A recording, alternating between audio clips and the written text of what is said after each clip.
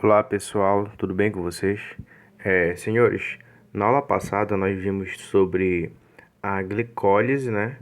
E sobre a gliconeogênese, que justamente são as fases necessárias para se formar o ATP, né? Só que isso é tudo o início da respiração celular, tá? Quando eu falo em respiração celular, eu estou me referindo ao quê? Ao fato de o corpo transformar tudo que é alimento, aliás, alguns tipos de alimentos, né, como proteínas, carboidratos e lipídios, em energia, em ATP, tá? Então, a respiração celular em si, ela se dá por três etapas. A primeira etapa é a glicólise, a qual nós vimos. A segunda etapa é o ciclo de Krebs, que nós veremos na aula de hoje. E a terceira etapa é a fosforilação oxidativa, que também veremos na aula de hoje, que é bem mais simples, tá? Então, tentem partir sempre do princípio. Eu sempre faço questão de, no início das minhas aulas, poder fazer uma revisão do que vimos na aula passada, tá? Então, só incluindo aqui em tudo que a gente viu, no início da matéria nós vimos justamente sobre as macromoléculas, tá? Nós vimos sobre vitaminas, proteínas, carboidratos, lipídios, ou seja, nós estávamos conhecendo os membros da família, tá? Os membros das macromoléculas. Então, depois que nós conhecemos isso, as nossas aulas iniciaram tudo sobre respiração celular, ou seja, para que é importante eu conhecer proteína, carboidratos e lipídios?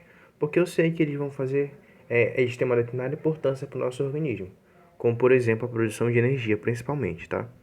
E olha, por enquanto nós estamos pautando somente na glicose, mas não é só a glicose que vai fornecer energia, tá? Como nós vimos, os lipídios, que são os ácidos graxos, também produzirão energia, tá? E a proteína também, que em forma de aminoácidos também vai produzir energia. Aqui na imagem vocês podem ver que eu falei sobre respiração celular. Então disso, olha, as etapas são divididas. A primeira, glicólise. A segunda, ciclo do ácido cítrico. Ah, sim. O ciclo de Krebs também é conhecido por ciclo do ácido cítrico, tá? E, por último, a fosforilação oxidativa. Vale lembrar que cada um está presente em uma determinada parte da célula, tá? Por exemplo, a terceira fase, aliás, a primeira fase, que é a glicólise, ela acontece no citosol. A segunda acontece na matriz mitocondrial. E a terceira na membrana mitocondrial interna, tá? Vou mostrar para vocês aqui nessa imagem, olha. Isso aqui é uma célula. Essa camada azul aqui é justamente a camada que vai impedir que possa entrar e sair substância da célula, que é a membrana plasmática da célula, tá? Essa membrana plasmática, dentro dela nós temos um líquido todo dentro da célula, tá? Que é chamado de citosol, ou então ele é chamado de líquido intersticial, tá? Perdão, ele é chamado de citosol, tá? Ou membrana interna, ok? Desculpem. Dentro da membrana, dessa parte de membrana interna, nós temos algumas organelas, tá? Isso vocês terão mais aprofundamento quando vocês estudarem biologia celular no próximo semestre, tá? Então, a célula ela é composta por várias organelas. Nós temos a mitocôndria, temos o complexo de Golgi, nós temos o lisossomo, tá? E assim por diante. Cada um tem uma determinada função. A mitocôndria é a organela responsável por produzir energia, tá? É a organela responsável por produzir energia. Sendo assim, toda essa reação ela começa fora da mitocôndria e termina na mitocôndria, tá? Por exemplo, a glicólise que nós vimos na aula passada, ela acontece no citosol, que é justamente essa camada que está fora das organelas e dentro da célula, tá? É um líquido intersticial que está dentro, tá? E aí a parte do ciclo de Krebs acontece dentro da mitocôndria e a fosforilação oxidativa acontece na parede da mitocôndria já, tá? Nós veremos mais detalhadamente. Então a glicose ela entra na célula, depois dentro do processo, na membrana mesmo, ela vai fazer, no citosol mesmo, ela vai fazer o processo de glicólise, que é a quebra, tá? Lembrando que na glicólise, a glicose, que ela é formada por 6 carbonos, ela acaba sendo dividida ao meio no final da reação. Que essa metade dela é chamada de piruvato, tá? Então na aula passada nós paramos lá no piruvato. O que o piruvato vai acontecer à frente com ele? Eu falei também para vocês que quando não tem oxigênio na reação, o piruvato vai se transformar em ácido lático, certo? O ácido lático vai se acumular no sangue e pode vir a gerar dores no indivíduo se ele estiver fazendo exercício prolongado. Só que assim, quando é que não vai ter oxigênio? Quando o indivíduo está fazendo uma atividade extensiva, tá? A atividade está exigindo muito dele. Então, na hora, ele pode não ter oxigênio suficiente. Aí, o que o corpo cria? Mecanismos. Inclusive, eu achei muito interessante a participação de vocês lá no fórum, tá? Cada um fazendo umas perguntas, contribuindo, tirando dúvidas, que foi muito bom mesmo de estar respondendo as perguntas de vocês. Uma pena que eu não posso ficar respondendo ao decorrer de toda a semana. A gente precisa fechar só um horário, tá? Só o nosso horário de aula, porque eu tenho outras matérias também para dar, mas eu achei muito interessante vocês contribuindo, falando sobre a maneira com que o corpo ele tem seus mecanismos para, digamos assim, suprir tal necessidade, né? E nós podemos ver isso com mais ênfase aonde? Quando o corpo não tem oxigênio suficiente, ele produz ácido lático, tá? O ácido lático ele vai se acumular no sangue, mas depois ele pode voltar a ser novamente piruvato, tá? Aí, quando tem oxigênio na reação, que é quando nós estamos inspirando normalmente, o que acontece? Aí já entra no ciclo de Krebs. Lembrando, o ciclo de Krebs é uma etapa, são 3 etapas. Glicólise, quebrou a primeira glicose. Depois que quebra, o que acontece com o piruvato, que é a metade da glicose? Ele vai oxidar. E o ciclo de Krebs é um ciclo que vai fazer vários tipos de oxidação. E qual é o objetivo desse ciclo? Produzir ATP, mas principalmente liberar hidrogênio, tá? Olha, pessoal, eu não mencionei para vocês na glicólise para não confundir vocês no início, mas na glicólise, além de produzir 4 ATPs, tendo 2 como saldo positivo, também na glicólise é liberado hidrogênio das reações, tá? Que vocês vão ouvir o nome chamado liberação de elétrons. Quando libera hidrogênio, por enquanto a gente vai estar guardando esse hidrogênio, tá? Quem vai carregar vai ser uma molécula chamada de NAD e outra de FAD. Elas carregam o hidrogênio. Mais à frente vocês vão saber por que esse hidrogênio vai interessar pra gente, tá? Mas por enquanto guardem essa ideia. Passou pelo ciclo de Krebs, que é também chamado de ciclo de ácido cítrico.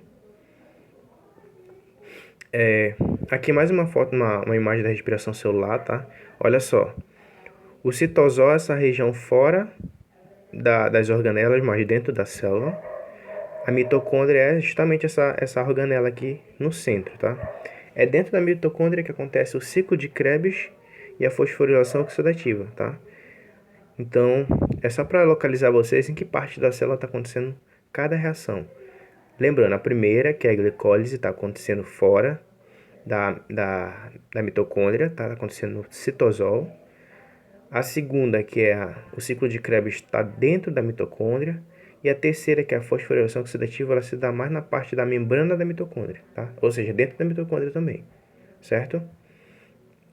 Aí nós vimos que a glicólise é quando nós temos uma glicose com 6 carbonos. Ela passa por várias etapas, tá? Mais ou menos de 10 a 11 etapas, até formar o ácido pirúvico lá no final. Olha, o ácido pirúvico são só 3, ou seja, a metade, tá? Todas elas vão estar fazendo quebra, gasto de energia, transformações. Começa com glicose 6-fosfato, frutose 6-fosfato e assim por diante. Então, nós temos a fase preparatória, que gasta 2 ATP, e a fase de pagamento, que recupera 4 ATP. Ou seja, se você gastou 2 ATPs para produzir aquela reação e obteve 4, 2 você tira, né, como saldo negativo e fica com 2. Então, o saldo dessa reação foi 2 ATPs que foram produzidos na fase da glicólise, tá? Aí nós vimos também sobre a fermentação. A fermentação é justamente sem oxigênio, tá, pessoal? Não tem oxigênio.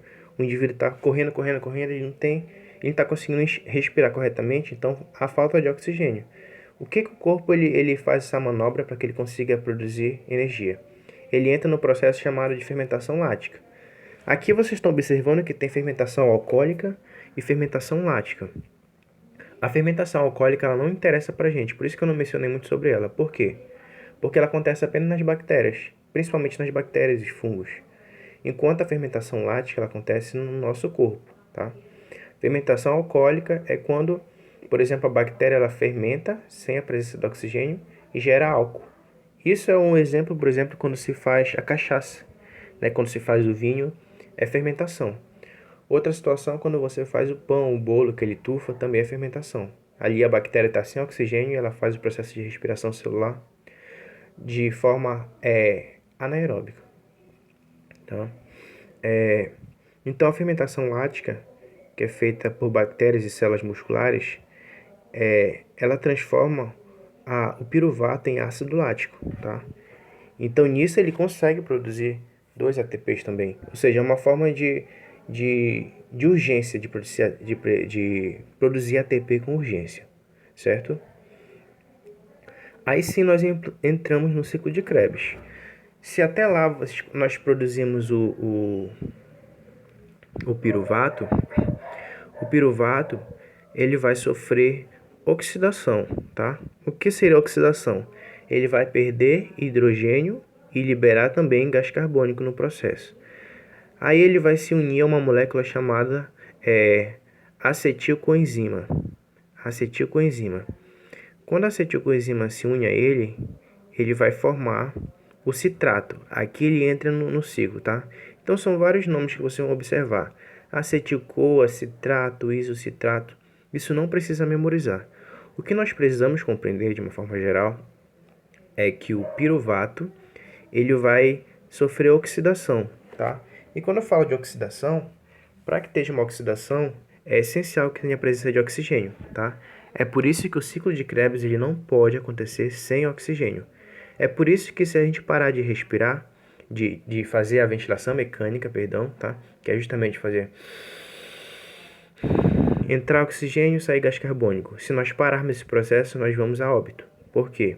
Justamente porque para o processo vital, para o ciclo de Krebs, e não consegue ter toda essa produção aqui de energia e NAD, tá? Então a inspiração ela é essencial ao nosso corpo para produzir energia, tá? Então se o indivíduo, por exemplo, nós estamos aí no período de pandemia, tá? Vamos tirar algo positivo, aliás, algo como conhecimento dessa pandemia.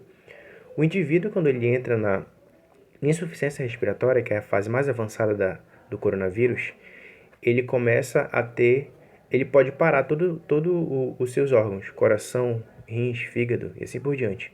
Por quê? Ele está com insuficiência, significa que os brônquios dele estão obstruídos. Ele não consegue puxar oxigênio suficiente. Se não tem oxigênio, olha aqui, ó, ciclo de Krebs ele para. Por que ele para? Porque, olha, o ciclo de Krebs ele precisa oxidar o piruvato para transformar ele em acetil-CoA, que depois transforma em citrato, depois em isocitrato. Aí esse citrato ele vai estar liberando um hidrogênio, olha, quem carrega é o NAD. Pense o NADH e o FADH como se fosse um carro de carregar hidrogênio. Estão carregando, vão levar para ali para um lugar que depois eu vou falar para vocês para onde é, tá? Aí eles pegam, vão saindo, vão liberando. Aí olha só, nessa reação ele começa a liberar CO2. CO2 é gás carbônico. É por isso que nós inspiramos oxigênio e expiramos gás carbônico, tá? Porque o gás carbônico ele está sendo produzido aqui no ciclo de Krebs e vai ser excretado pelo nosso pulmão. Depois ele transforma em alfa-cetoglutarato, em que ele libera mais uma molécula de hidrogênio. Depois succinil-CoA, que libera mais gás carbônico. Aí sim ele está produzindo aos poucos ATP, olha, produziu um ATP aqui. Depois passa por succinato, libera mais 2 hidrogênio, fumarato, malato, que libera mais hidrogênio, oxalacetato e volta para o ciclo, tá? Isso aqui não é complexo, sim, é complexo, porque são reações químicas. Mas eu quero que vocês parem para frisar somente a importância geral do ciclo de Krebs, que é liberar hidrogênio, gás carbônico para ser excretado. O hidrogênio vai para onde? O hidrogênio vai para a chamada cadeia respiratória mais à frente, que eu vou falar para vocês. O gás carbônico vai ser liberado na respiração. O ATP vai ser necessário para produzir energia para mandar para os músculos, tá? Ou para o cérebro, para qualquer parte do nosso corpo. Lembrando que lá no início da glicólise, a glicólise ela acontece de duas formas. Olha só, a glicólise ela vai produzir 2 ácido pirúvico. Não é só um ácido pirúvico, porque são uma molécula que vai ser quebrada ao meio. Então vão ser 2 moléculas que vão ser liberadas juntas, tá? 2 ácido pirúvico. Então o ciclo de Krebs também vai acontecer de duas formas. Então ao todo vão ser liberados pelo menos 2 ATPs, vão ser liberados 2 FADH2, ser liberado 6 NADH, tá? E 4 gás carbônico, que vão ser liberados no processo ciclo de Krebs. Aí vocês devem estar perguntando, só um ATP que o ciclo de Krebs vai produzir? Aliás, só dois, contando com os dois, né? Sim, só dois. Mas, por enquanto, a glicólise que produziu só dois, ciclo de Krebs 2, não é tão importante assim, porque o objetivo desses dois processos é principalmente fazer oxidação, tá? Ou seja, tirar hidrogênio.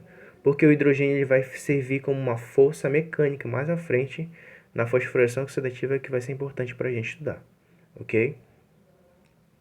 E aí sim entra a fosforilação oxidativa. Onde é que essa fosforilação acontece? Vamos voltar aqui na imagem. Aqui, olha. Fosforilação oxidativa. Esse aplicativo aqui não tem mouse, senão eu vou mostrar para vocês que fica mais prático, mas vejam aqui, olha, fosforilação oxidativa. Na fosforilação oxidativa, ele está acontecendo na parte já da membrana, tá? Na parede, digamos assim, da mitocôndria. A parede da mitocôndria. Mas por quê? Como é que funciona? Agora eu quero que vocês parem, não olhem para ir pro vídeo e só imaginem comigo. Uma hidrelétrica funcionando, tá? Hidrelétrica, lá onde produz energia. Para que uma hidrelétrica possa gerar energia elétrica, ela precisa de quê?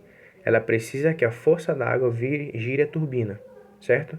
A força da água gira a turbina e vai transformar aquela força ali, mecânica, em força elétrica, em energia elétrica. A célula acontece o mesmo processo, por quê? Lembrem que eu falei para vocês que todos os hidrogênios que foram captados lá na glicólise, lá na respiração celular, aquele hidrogênio vai ter importância agora. Por quê? Aqui na fosforilação oxidativa, todos os hidrogênios que estavam dentro da mitocôndria vão sair e vão para o chamado espaço intermembranal, tá? Vão sair hidrogênio por meio dessas moléculas aqui, NADH, succinato, fumarato, perdão, vão sair da membrana, tá? Da mitocôndria, perdão. Aí quando ele sai da mitocôndria, ele vai ter afinidade onde está o oxigênio. Lembra que o oxigênio está dentro. Ele saiu aqui por força da eletricidade que ele carregava, tá? Mais à frente ele vai ter que retornar. Olha, aqui naquele espaço intermembrana, ele vai retornar o hidrogênio. Só que aí o que acontece? Quando o hidrogênio passa por essa molécula, que é chamada de ATP sintase, essa membrana aí, essa proteína, que é chamada de ATP sintase, o que ela faz? Cada vez que passa 3 hidrogênio por ela, ela gira. Passou, ela girou. Ou seja, vai agir como uma turbina. Então, todos os hidrogênios vão passar e vão girar ela. Quando ele gira, ele consegue produzir ATP. Tá? Olha só como é o processo mecânico, ele é lindo, né? Tinha ADP e tinha um fosfato separado lá dentro, só que eles precisavam de força mecânica para poder unir e transformar em ATP. Todo esse processo ele vai produzir quase 30 ATPs. Aí sim que vai se acumular todos os ATPs da reação. Então tudo aquilo lá que foi passando por várias etapas até chegar aqui, era para soltar todo esse hidrogênio da reação. Aqui o que está importando é o hidrogênio, porque o hidrogênio ele vai agir com uma força mecânica e vai girar a turbina da proteína. Quando ele gira, começa a produzir ATP. Aí sim que esse ATP vai ser utilizado. É por isso que vocês ouviram lá no ensino médio falando que a mitocôndria ela é uma organela que produz energia. Porque aqui estou mostrando para vocês como se produz energia. Tá, pessoal? Então, eu quero que vocês imaginem, pensem dessa forma que fica muito mais prático do que a gente estudar química no quadro, tá? Porque eu poderia estar estudando reação com vocês. Mas eu quero que vocês entendam a parte linda que é, e não a parte chata da bioquímica, tá? Porque quando vocês forem para fisiologia, que eu não sei quem vai dar para vocês, geralmente eu que dou, a fisiologia vocês vão ver como o corpo funciona, baseado nesse princípio. Coisas que vocês terão, que o pessoal da educação física do terceiro semestre não teve porque eles não tiveram bioquímica ainda, tá? Então vocês já vão preparado para a próxima matéria. Pessoal, qualquer dúvida, eu quero que vocês utilizem um fórum de discussão que eu vou colocar lá no nosso horário de aula, que vai ser de 2 às 18. Eu vou estar respondendo até mais ou menos 11 da noite, tá? Hoje. Mas a partir de amanhã, eu já quero que vocês tenham todas as dúvidas de vocês tiradas hoje, certo? Aí a partir de amanhã eu vou estar elaborando uma atividadezinha para fortalecer o que não fixou, tá? E vou estar mandando para vocês no portal. Beleza, pessoal? Um bom dia, boa tarde, boa noite a todos. E qualquer dúvida, coloque no fórum que a gente vai estar solucionando, tá?